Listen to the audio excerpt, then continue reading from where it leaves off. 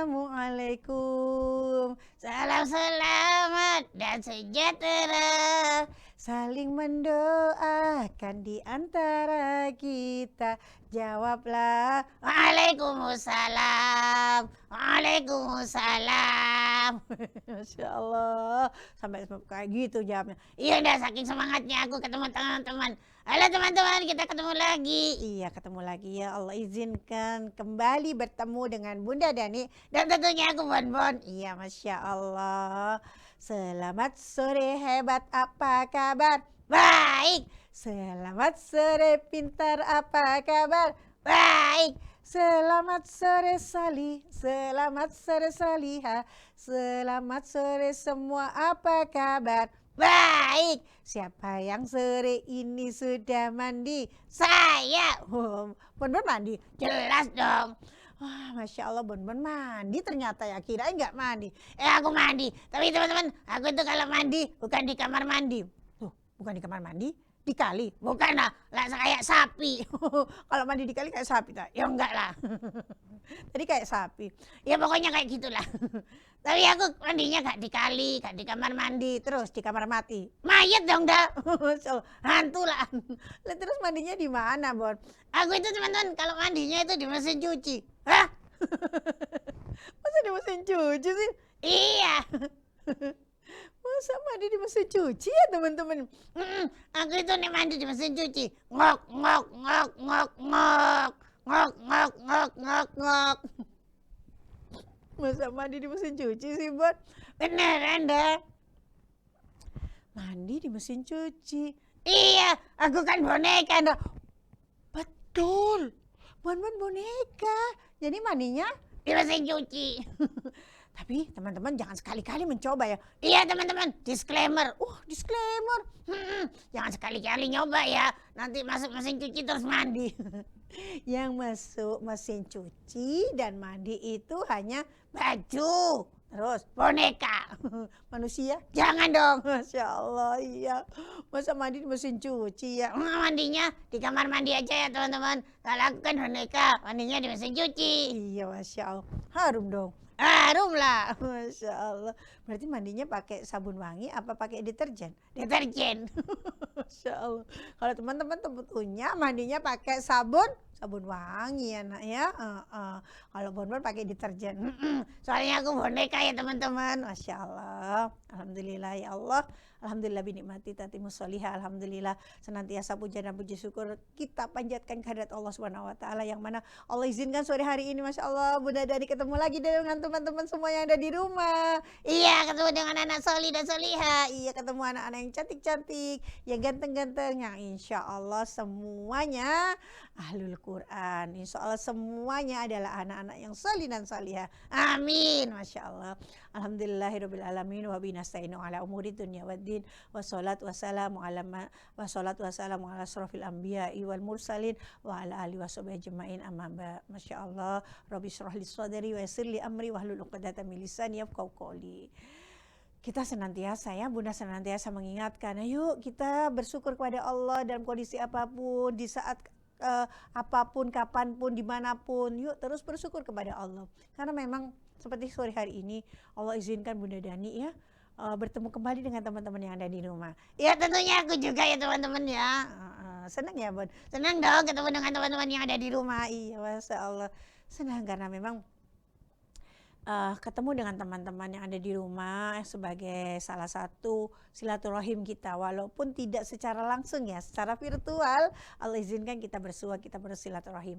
Yang kedua adalah pertemuan kita adalah sebagai ikhtiar membuka lembaran-lembaran kisah tentang orang-orang sholih yang insya Allah banyak ibrah di dalamnya, banyak hikmah yang bisa kita ambil. Dan yang ketiga, senangnya luar biasa ketemu dengan teman-teman, bahagia, sehingga ketika bahagia Bunda menjadi badannya sehat nih. Kok bisa ya Anda? Kalau kita bahagia itu berefek pada kesehatan tentunya ya. Positive thinking, bahagia itu membuat hidup itu menjadi indah, menjadi bahagia. Tidak ada perasaan duka gitu yang membuat nanti jadi drop semangatnya. Kalau bahagia, semangat Bunda ya, Masya Allah. Iya tentunya aku juga semangat ketemu teman-teman ya, Masya Allah. Alhamdulillah teman-teman ya. Masya Allah, Masya Allah, Masya Allah. Tidak ada kata-kata lain yang bisa Bunda ucapkan ya. Lewat suara Gersik ini, Allah mengizinkan kita semuanya untuk mendengarkan kisah-kisah orang sholih ya, Masya Allah. Hari ini Bunda berkisah tentang siapa ya? Tentang siapa ya? Kok ikut bertanya? Ya soalnya aku sendiri juga nggak tahu. Nggak tahu. Masih ada hubungannya dengan kisah Bunda sebelumnya nih. Oh, kisah tentang Khalifah Umar bin Khattab. Iya, tentang kisah yang pernah Bunda kasihkan ya. Waktu itu judulnya seorang pemuda yang menepati janji ya. Di saat waktu Khalifah Umar bin Khattab sedang memimpinnya. Nah, ada sedikit hubungannya nih dengan yang dulu-dulu. Iya, berarti sekarang ceritanya tentang Khalifah Umar bin Khattab teman-teman. Bukan. Lo katanya masih berhubungan. Iya, tapi bukan tentang Khalifah Umar bin Khattab dong. Oh, tentang itu. Orang yang membunuh. Orang yang membunuh kan sudah. Ya, tentang apa lo, Dam? Tentang sahabat yang dulu pernah berani menjadi penjamin laki-laki yang kena hukuman qisas. Masih ingat? Oh iya, aku masih ingat.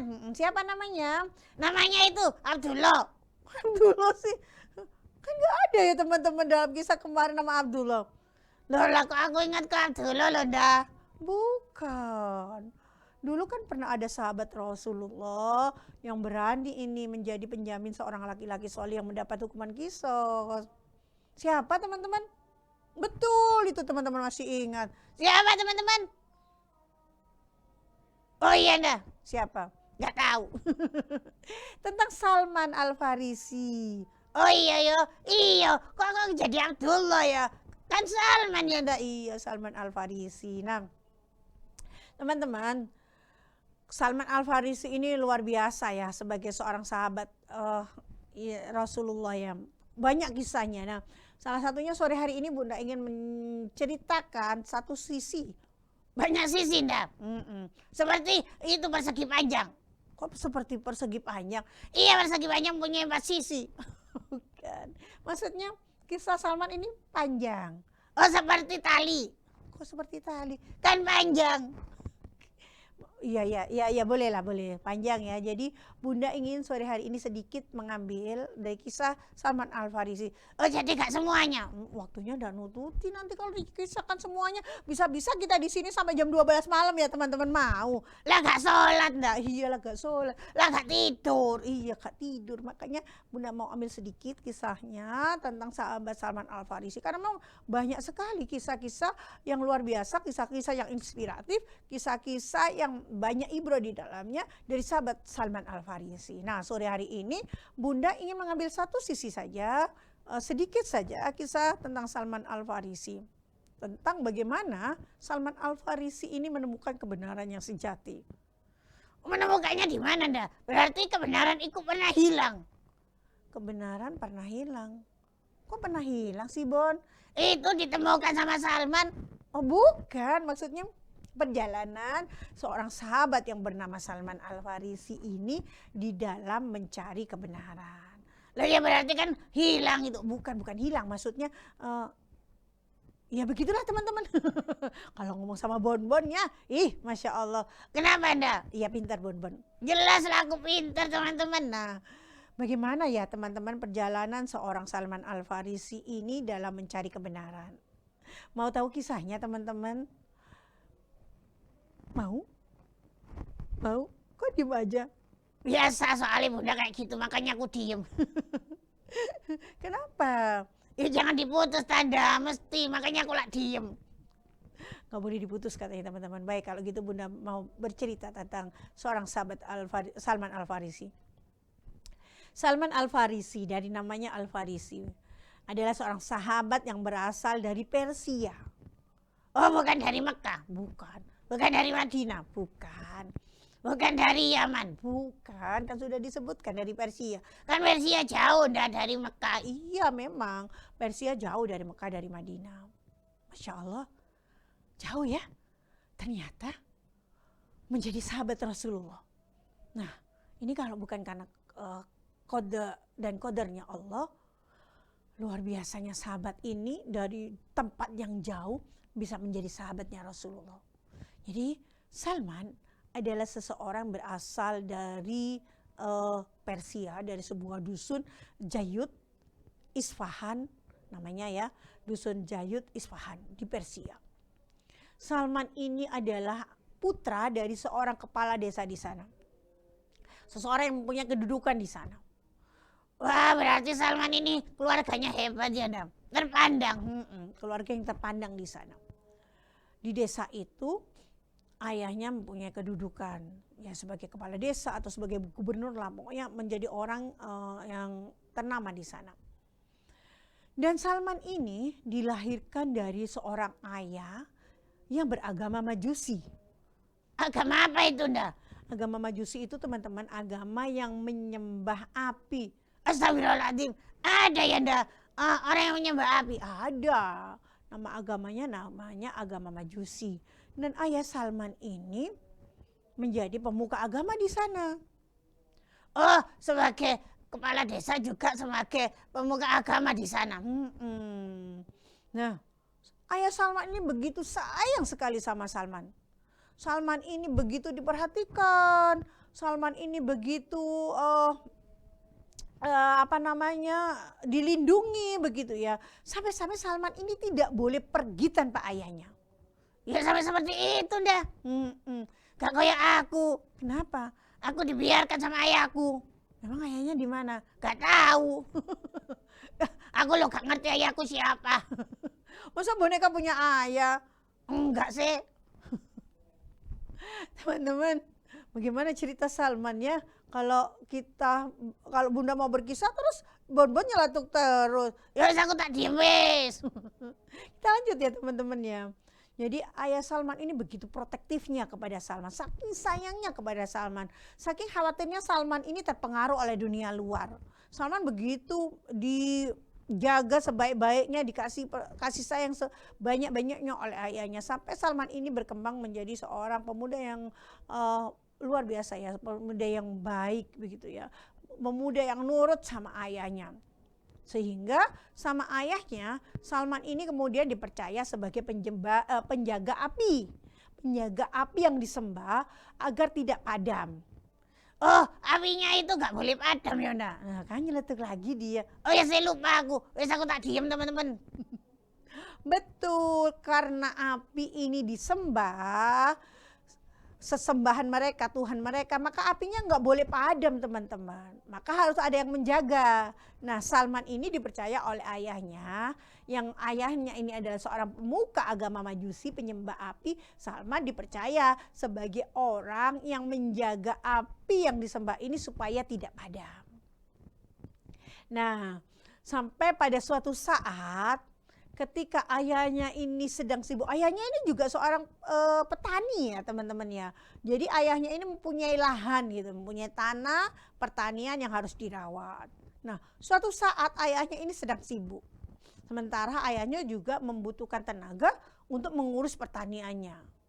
Maka saat itu ayah Salman meminta Salman untuk pergi ke sawahnya, untuk pergi ke tanahnya itu untuk merawat pertaniannya. Nah, ini adalah kali pertama Salman diizinkan keluar oleh ayahnya seorang diri.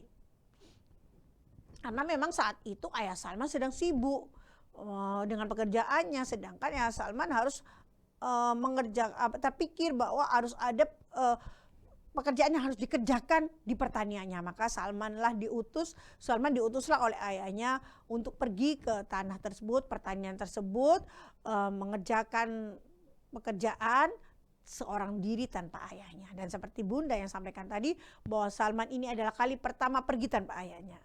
Maka seperti yang Bunda sampaikan juga tadi bahwa Salman ini ada anaknya yang nurut sama ayahnya. Kemudian Salman tanpa membantah ayahnya pun melaksanakan perintah ayahnya. Salman keluar rumah dan menuju ke tanah pertaniannya untuk mengerjakan tugas yang telah diberikan ayahnya. Namun ternyata Salman yang belum pernah keluar sendirian waktu itu, dia terkesima melihat sesuatu. Melihat apa dah? Melihat makanan. Bon mengganggu terus. Oh ya saya lupa, aku diam teman-teman wes kak bertanya. Suatu saat itu ketika keluar dari rumahnya, Bon itu melewati sebuah gereja. Sebuah tempat peribadatan kaum Nasrani. Nah, kemudian Salman ini kalau bahasa anak sekarang kepo. Dia melihat orang-orang yang sedang beribadah di dalamnya.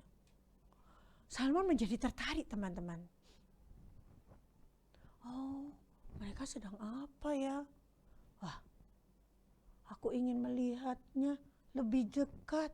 Maka Salman kemudian lebih dekat lagi masuk ke dalam gereja itu untuk melihat peribadatan mereka. Orang-orang Nasrani ini sedang khusyuk sekali beribadah. Maka Salman kemudian melihatnya. Dan kemudian Salman bertanya kepada seseorang yang ada di dalamnya. Pak, kalian sedang ngapain ini gitu ya kalau bahasa anak sekarang. Kalian ini sedang ngapain gitu. Kemudian bapak-bapak itu menjawab yang ada di sana. Kami ini adalah orang-orang yang beragama. Kami sedang beribadah menyembah Tuhan kami. Tapi Bapak menyembahnya beda dengan saya. Saya menyembah Tuhan saya tidak seperti itu. Dan Tuhan saya tidak seperti yang Bapak sembah. Tuhan saya itu berupa api, Pak. Oh iya anak muda. Kami ini beragama Nasrani. Kalau beragama Nasrani seperti inilah kami beribadah. Beda dengan agamamu. Iya, aku ini menyembah api, Pak. Baiklah, Bapak izin ya untuk melanjutkan peribadatan Bapak. Maka kemudian Salman teman-teman mengawasi mereka yang sedang beribadah. Di hati Salman kemudian timbul perasaan. Kayaknya agama Bapak ini lebih bagus deh dari agamaku. Agama Bapak ini Tuhannya tidak perlu dijaga. Sedangkan kalau Tuhanku, aku perlu menjaganya agar tidak mati.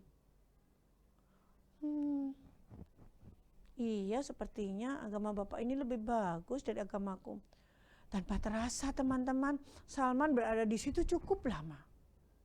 Sementara ayah Salman mulai khawatir. Aduh, kemana anak ini? Kenapa dia belum balik juga? Harusnya dia sudah kembali. Baru pertama kali ini dia keluar tanpa aku. Tapi kenapa dia belum balik juga? Maka kemudian ayah Salman menyuruh seseorang untuk mencari Salman. Dan ketika orang yang disuruh ayah Salman ini menemukan Salman, maka Salman pun diajak pulang oleh suruhan ayahnya ini. Salman, dari mana saja kau? Kenapa kau begitu lama? Ayah aku tadi melewati gedung. Dan aku lihat di sana ada seseorang dan banyak orang di sana sedang melakukan peribadatan, ayah. Ayah, aku merasa agama mereka lebih baik dari agama kita. Salman, apa yang kau katakan? Mengapa kau mengatakan seperti itu? Ayah Salman marah mendengarkan kalimat yang telah diucapkan Salman. Iya ayah, aku merasa agama mereka lebih baik dari agama kita. Tuhan mereka tidak perlu dijaga, tidak seperti Tuhan kita. Tuhan kita harus aku jaga supaya tidak mati. Ayah, betul, aku merasa bahwa agama mereka lebih baik dari agamaku, ayah. Tuhan mereka lebih baik dari Tuhanku. Cukup Salman, cukup. Jangan kau ucapkan lagi. Agama kita adalah agama yang paling baik daripada agama siapapun, termasuk agama orang-orang itu. Cukup, jangan kau ulangi lagi kalimat itu. Tapi ayah, tidak ada tapi. Ayah, sudah cukup diam Salman. Ayahnya marah ya dah. Marah teman-teman ayahnya. Dan sejak saat itu kemudian Salman dikurung. Ya Allah dah gak bisa keluar. Iya betul, tidak bisa keluar Salmannya. Kakinya diikat. Pakai rantai? Iya pakai rantai. Gak pakai tali rafia? pakai rantai, Bon. Oh, tak kirain pakai tali rafia. Iya, pakai rantai. Bukan pakai tali sepatu. Kok tali sepatu tambahan sih, Bon? Kaki Salman diikat pakai rantai, teman-teman. Supaya Salman tidak bisa keluar. Dan Salman dikurung oleh ayahnya. Ya Allah, kasihan ya, betul. Kasihan ya, teman-teman. Nah, namun Salman tidak habis pikir, teman-teman. Dia terus mencari tahu. Entah bagaimana caranya, Salman itu mencari tahu tentang orang-orang yang beragama Nasrani. Agama Nasrani ini berasal dari Syam. Negara Syam ini terdiri dari negara Suriah, Yordania, dan ada 4 ya, insya Allah ada 4. Mereka ini berasal dari Syam. Salman kemudian mengirim surat, Bunda sendiri kurang tahu ya, tidak diceritakan detail bagaimana Salman ini mengirim surat kepada orang-orang yang beragama Nasrani tersebut. Kalau ada orang yang pergi ke Syam, Salman akan ikut. Nah, kemudian Salman mendapatkan informasi bahwa memang ada orang-orang yang akan pergi ke Syam. Maka kemudian Salman melepaskan rantai yang ada di kakinya, kemudian melarikan diri. Loh, jadi pergi dari rumah dah? Tanpa pengetahuan ayahnya? Iya, tanpa pengetahuan ayahnya. Maka Salman pun ikut orang-orang dari agama Nasrani ini untuk pergi ke Syam. Nah, kira-kira bagaimana ya nasib Salman ketika keluar dari rumah tanpa ayahnya? Apakah Salman bisa menjaga dirinya? Karena selama ini kan Salman anak yang selalu dijaga ketat oleh ayahnya. Mau tahu kelanjutannya? Tentu dong. Iya, tentu dong. Kalau begitu kita tunggu ya, teman-teman, setelah yang satu ini. Yang satu ini.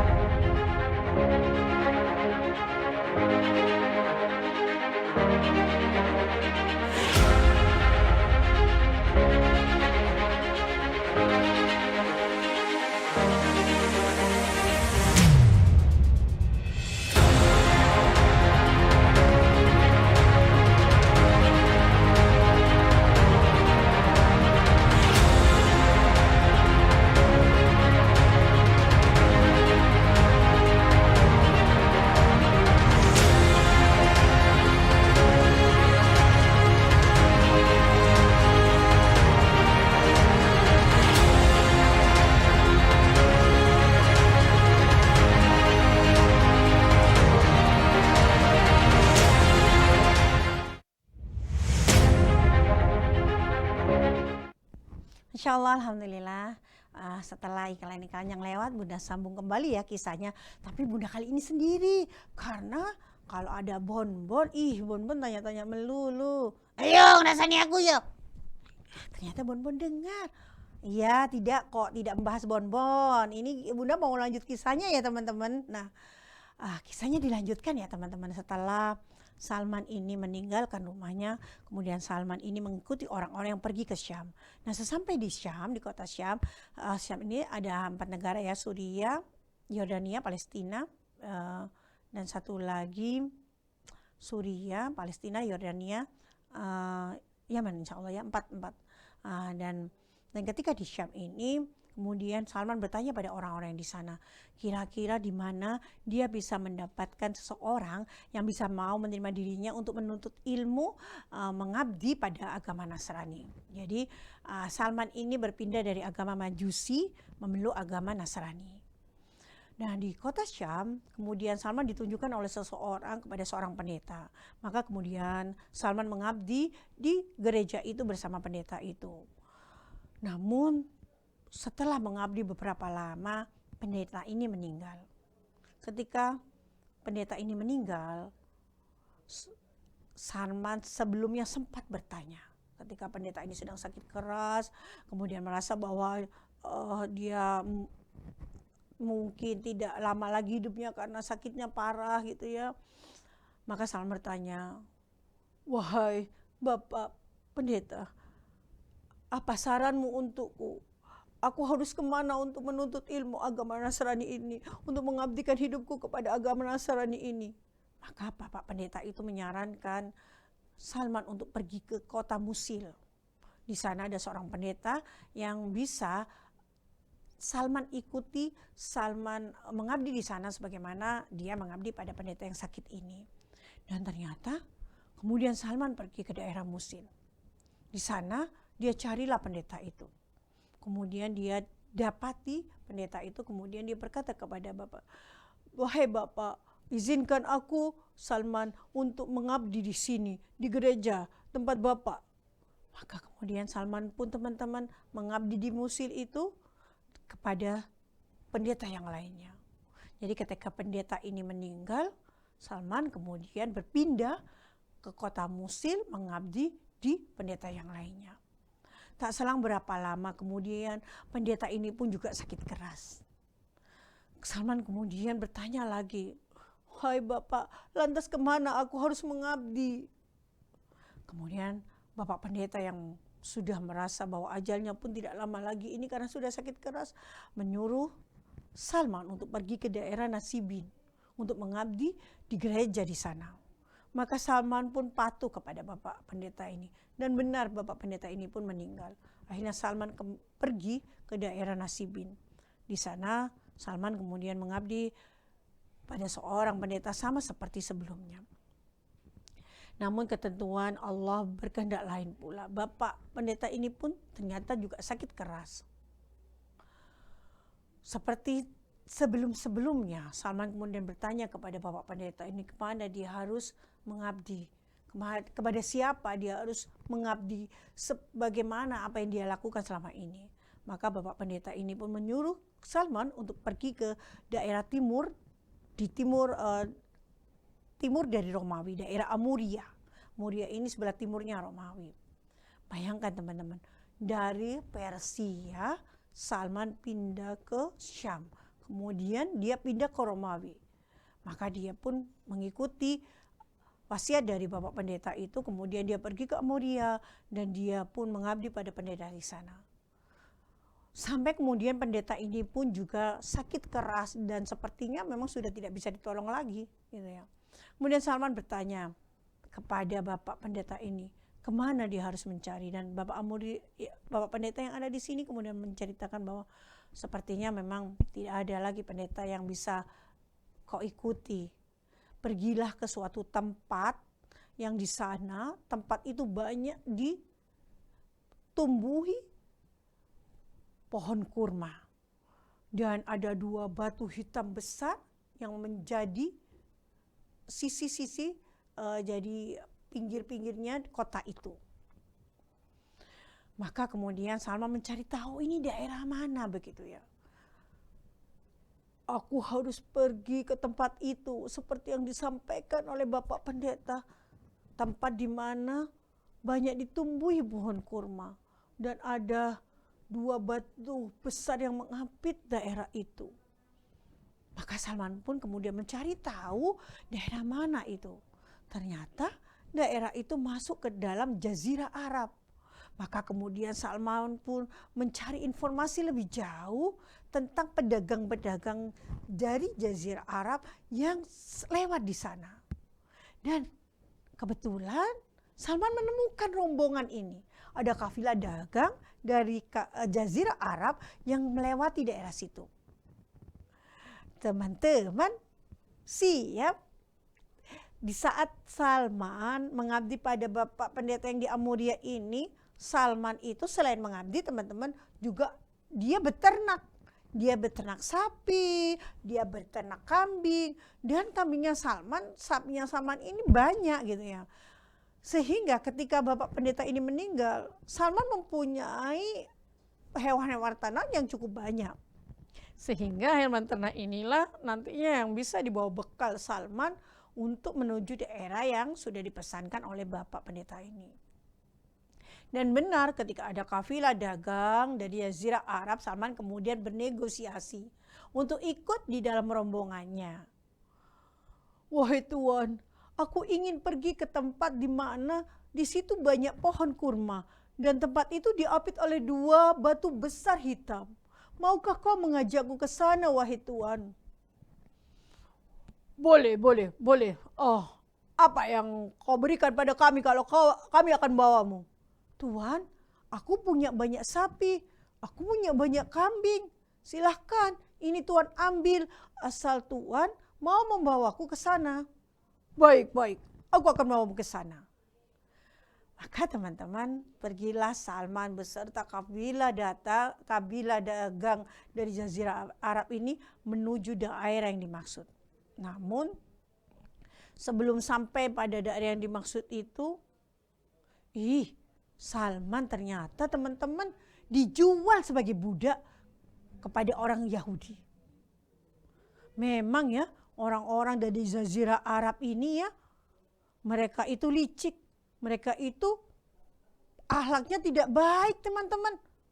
Mereka sudah mendapatkan sapi dari ternaknya Salman.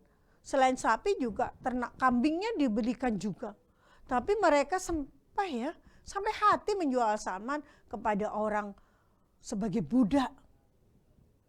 Nah, ternyata Salman di sana, teman-teman, sampai pada suatu daerah dia dijual sebagai budak. Kasihan ya teman-teman. Teman-teman tahu budak itu apa? Budak itu, teman-teman, adalah seseorang yang dibeli untuk dijadikan pekerja, tapi tidak dibayar, tidak digaji. Dan mereka harus bekerja terus-menerus, tidak henti. Mereka juga tidak boleh bepergian kemana-mana tanpa seizin majikannya. Jadi mereka bukan orang yang bebas seperti kita, mau pergi kemana, mau kemana, kita masih boleh. Tapi Salman ini tidak boleh akhirnya, karena Salman sebagai budak. Kasihan ya teman-teman Salman. Teman-teman tidak boleh ya mempunyai sifat jelek seperti mereka ya. Tidak boleh bersifat jahat, licik, menipu. Kalau kabilah dagang yang membawa Salman ini, mereka menipu Salman. Akhirnya teman-teman, Salman pun hidup sebagai seorang budak. Dari seorang yang merdeka menjadi seorang budak. Tapi Salman tidak bisa berbuat apa-apa, teman-teman. Singkat cerita, Salman dipekerjakan di kebun kurma. Salman sudah merasa bahwa perjalanan Salman sebagai budak ini tidak banyak, teman-teman, kisah-kisahnya ya. Jadi singkat cerita karena memang kita tidak bisa menceritakan detail. Insya Allah nanti kemungkinan biidznillah ya, bukan kemungkinan biidznillah, kalau memang mau detail lagi bisa. Tapi Bunda ingin sedikit memotong ini ya, bahwa perjalanan Salman sebagai budak ini banyak sekali kisahnya ya. Salah satunya adalah Salman ini suatu hari ketika dia berada di atas pohon kurma. Jadi kan Salman menjadi budak ini tidak sehari 2 hari ya teman-teman. Maka memang ceritanya kita singkat aja ya. Karena tidak mungkin kita ceritakan Salman sebagai budak ini setiap harinya Salman seperti apa, Salman bagaimana, begitu ya. Kita ambil peristiwa penting yang menjadi momen bagaimana Salman ini mencari kebenaran. Karena memang Salman ini sebelum meninggalkan Amuria, dia sudah dipesani bahwa oleh Bapak Pendetanya bahwa di sana nanti akan datang seorang laki-laki yang mengaku bahwa dia adalah utusan Allah. Dia adalah nabi yang terakhir. Dengan ciri-ciri yang sudah diberikan oleh Bapak Pendetanya. Salah satunya Bapak Pendetanya tadi menyuruh apa teman-teman? Betul, mencari tempat di mana banyak ditumbuhi pohon kurma. Dan saat itu Salman memang sudah berada di tempat itu. Maka Salman menunggu-nunggu ini. Dan ketika Salman ini suatu hari berada di atas pohon kurma, dia mendengar salah satu keluarga dari majikannya itu berteriak-teriak, memanggil majikannya. "Wahai, dengarlah saudaraku, ada seorang laki-laki yang datang dari Mekah. Dia sekarang berada di Kubah. Dia datang mengaku sebagai nabi terakhir." Salman yang mendengarkan ucapan dari saudara, dari majikannya ini tubuhnya bergetar. Dia sekonyong-konyong langsung turun dari atas pohon kurma dan bertanya kepada saudara majikannya. Apa yang Tuhan katakan? Apakah benar ada seorang laki-laki yang datang kemudian dia mengaku sebagai nabi terakhir? Teman-teman, kalau seorang budak ini teman-teman, dia mempunyai strata yang lebih rendah dari majikannya. Jadi kalau misalnya dia ikut campur dalam pembicaraan majikannya marah, majikannya tidak suka teman-teman. Dan ketika itu saudara majikannya menjadi kaget. Kenapa Salman ikut campur? Dan benar, majikannya kemudian menampar Salman. Bang! "Kenapa kau ikut pembicaraan kami? Sudah, sana pergi." Salman kemudian meninggalkan majikannya teman-teman. Apa benar ada seorang laki-laki datang dan mengaku nabi terakhir? Kalau begitu, aku akan menemuinya.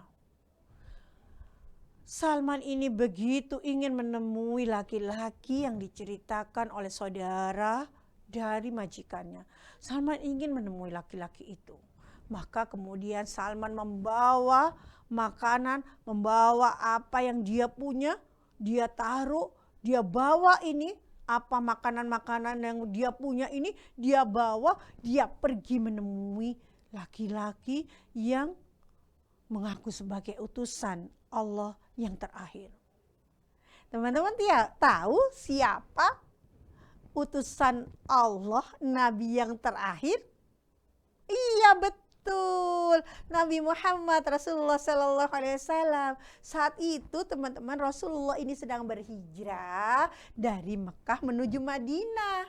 Tetapi Rasulullah tidak langsung ke Madinah. Rasulullah singgah dulu di daerah Kubah. Maka Salman yang di Madinah ini kemudian karena ingin menemui Rasulullah, dia pergi ke Kubah, membawa banyak makanan. Dan betul ketika di Kubah, Salman bertemu dengan Rasulullah. Kemudian Salman berkata kepada Rasulullah, "Wahai Tuan, aku membawa sedekah untukmu. Ini Tuan, silahkan Tuan makan." Masya Allah, Rasulullah ini manusia luar biasa teman-teman. Walaupun belum kenal Salman, tapi Rasulullah tersenyum melihat Salman. Rasulullah berterima kasih karena Salman sudah membawa sedekah untuk Rasulullah. Tapi teman-teman, Rasulullah kemudian mempersilakan sahabat-sahabatnya untuk memakan sedekah dari Salman. Tapi Rasulullah tidak makan. Rasulullah mempersilakan sahabatnya untuk memakan sedekah yang dibawa oleh Salman dan Rasulullah tidak makan. Ini yang membuat Salman bergetar teman-teman, tubuhnya bergetar. Laki-laki ini, Tuhan ini tidak memakan sedekah yang aku bawa. Ini adalah tanda-tanda yang sudah diberitahukan kepadaku oleh pendeta itu, bahwa ciri-ciri nabi yang mengaku sebagai nabi terakhir itu, dia tidak memakan sedekah. Apakah benar laki-laki ini adalah nabi terakhir? Lantas kemudian Salman memohon diri kepada Rasulullah. Baik Tuan, sudah saatnya aku kembali ke tempatku. Terima kasih Tuhan, sudah menerimaku dengan baik. Rasulullah pun tersenyum, menjawab dengan ramah sekali dan mempersilahkan Salman untuk pulang kembali. Keesokan harinya, Salman kembali membawa makanan teman-teman. Salman masih penasaran dengan Rasulullah. Apakah benar yang ditemui Salman itu memang benar-benar Rasulullah, utusan Allah yang terakhir? Maka hari itu Salman pun kembali membawa makanan yang banyak dan menemui Rasulullah. Tuhan, aku datang kembali. Dan Rasulullah dengan tersenyum, dengan wajah yang sangat menyenangkan, teduh menyambut kedatangan Salman yang kedua kalinya. Tuhan, aku membawa hadiah untukmu. Silakan Tuhan makan. Rasulullah kemudian teman-teman menyuruh sahabatnya makan hadiah dari Salman, dan Rasulullah pun ikut memakan makanan yang dibawa oleh Salman. Semakin berdebar jantung Salman, semakin gemetar badan Salman, karena memang ini adalah ciri-ciri yang kedua yang diberikan oleh pendeta yang dia ikuti, yang waktu itu sudah meninggal. Pendeta ini berpesan bahwa laki-laki itu tidak memakan sedekah, tapi dia memakan hadiah. Dan benar, laki-laki yang di hadapan Salman ini, dia tidak memakan sedekah yang dibawa Salman kemarin. Tapi ketika Salman membawa hadiah, dia pun ikut makan. Maka Salman mulai berpikir, benar, ini adalah nabi yang dijanjikan di kitab yang sudah dibacakan oleh pendeta. Kedatangannya sudah ditulis di kitab-kitab kaum Yahudi dan juga kitab kaum Nasrani. Maka kemudian Salman pun pulang. Tuhan, sudah saatnya sekarang aku pulang. Aku mohon pamit Tuhan. Salman pun kembali ke tempatnya dan Rasulullah kemudian pun melanjutkan perjalanannya teman-teman. Setelah singgah di Kuba, Rasulullah pun akhirnya hijrah ke Madinah. Salman menjalankan kehidupan sehari-harinya sebagai budak di Madinah, dan Rasulullah pun kemudian dengan kisah-kisahnya yang insya Allah pernah kita ceritakan atau belum ya, kisah hijrahnya Rasulullah dari Mekah ke Madinah. Kalaupun belum, insya Allah biidznillah, moga-moga Allah izinkan, mudah-mudahan ataupun teman-teman dari juru kisah PPMI yang lainnya berkisah tentang hijrahnya Rasulullah. Bagaimana Rasulullah berhijrah dari Mekah ke Madinah, dan bagaimana ketika Rasulullah setelah datang ke Madinah, apa yang Rasulullah kerjakan, apa yang terjadi pada Rasulullah. Namun yang ingin Bunda sampaikan adalah kisah tentang Salman.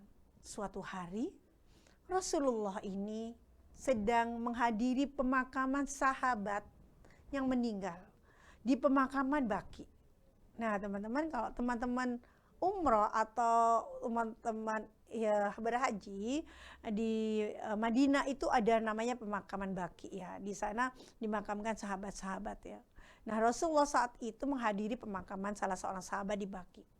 Rasulullah memakai dua potong kain, yang bawah dan yang atas. Yang atas kemudian diselempangkan ke belakang oleh Rasulullah. Saat itu Salman yang melihat Rasulullah sedang menghadiri pemakaman Baqi, di pemakaman sahabatnya di pemakaman Baqi, dia segera berusaha untuk mendekati Rasulullah. Akhirnya Salman ini posisinya dekat dengan Rasulullah. Sudah dekat. Dan Salman ternyata mencari tahu sesuatu.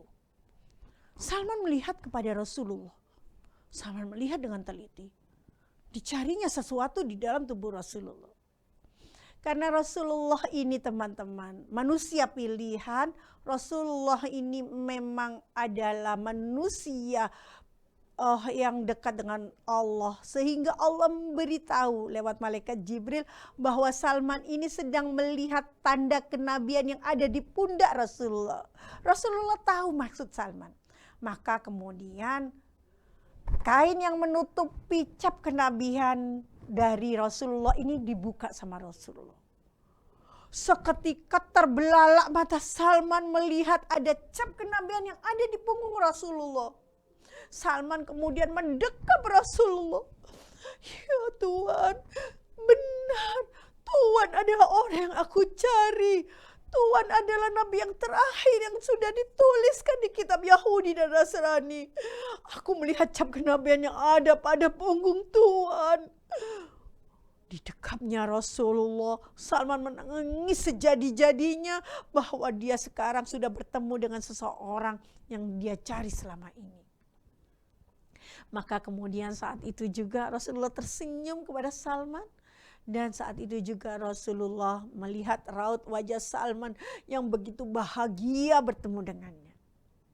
Dan tahukah teman-teman, saat itu juga Salman berbaiat kepada Rasulullah. Salman bersahadat kepada Rasulullah. Asyhadu an la ilaha illallah wa asyhadu anna Muhammadar Rasulullah. Aku bersaksi bahwa tidak ada Tuhan yang patut disembah selain Allah. Dan aku juga bersaksi bahwa Muhammad adalah utusan Allah. Masya Allah. Luar biasa ya. Kisah dari seorang Salman, bagaimana dia mencari kebenaran. Dari Persia, Salman pindah ke Syam. Dari Syam, Salman sempat pergi ke daerah sebelah timur Romawi. Kemudian dari Romawi, Salman berpindah ke Madinah. Berapa tempat ini yang harus Salman lalui dalam mencari kebenaran. Dari seorang pemuja penyembah api, kemudian Salman berpindah agama menjadi seorang Nasrani.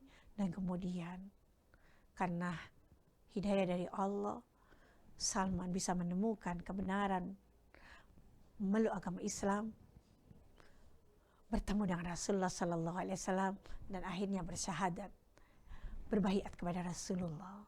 Betapa senangnya Salman Al-Farisi bertemu dengan Rasulullah, Nabi yang selama ini dia cari, Nabi yang selama ini dia sudah tahu kabar kedatangannya dari pendeta yang dia ikuti. Nah, itu teman-teman kisah yang bisa Bunda kasihkan sore hari ini. Seorang sahabat yang luar biasa. Bahkan Rasulullah pun mengakui kepandian dari sahabat Salman ini. Karena memang sahabat Salman ini sahabat yang paham tentang agama Nasrani, paham terhadap agama Majusi, agama yang pertama, agama Nasrani, dan akhirnya dia memeluk agama Islam. Jadi pengetahuan Salman ini sangat luas. Dan suatu saat nanti Salman pula lah yang memberikan strategi dalam berperang kepada Rasulullah, strategi yang belum pernah ada di kota Madinah saat itu. Di dalam perang Khandaq, Salman memberikan strategi itu kepada Rasulullah. Dan tentunya Salman ini dari seorang budak akhirnya dibebaskan oleh Rasulullah menjadi seorang yang merdeka. Kisahnya sangat menarik.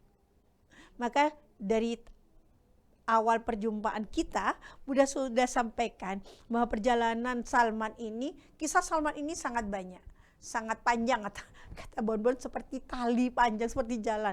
Ngerasani aku lagi ya? Enggak, bukan Bon, cuma nyampaikan aja. Dan memang benar, ada kisah bagaimana Salman ini bisa merdeka dari seorang budak menjadi orang merdeka. Dan di sana, di kisah itu ada mukjizatnya Rasulullah.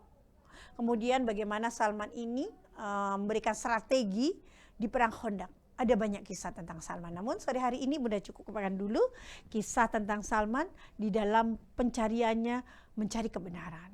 Sebuah kisah yang panjang, sebuah kisah yang sangat luar biasa. Perjalanan yang panjang, perjalanan yang penuh dengan liku-liku. Bagaimana Salman melalui berpindah dari satu pendeta ke pendeta lainnya. Kemudian bagaimana seorang Salman dari seorang merdeka menjadi budak dan sampai akhirnya kemudian bertemu dengan Rasulullah.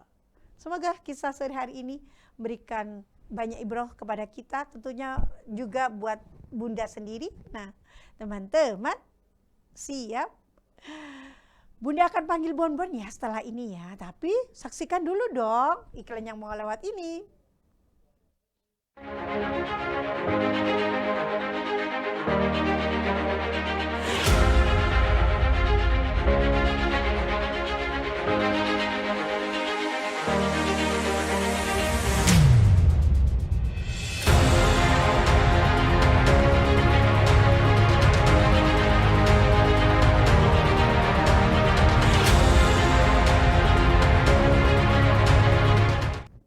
Alhamdulillah Bunda sudah kembali lagi dan tentunya juga sudah ada Bonbon di sini.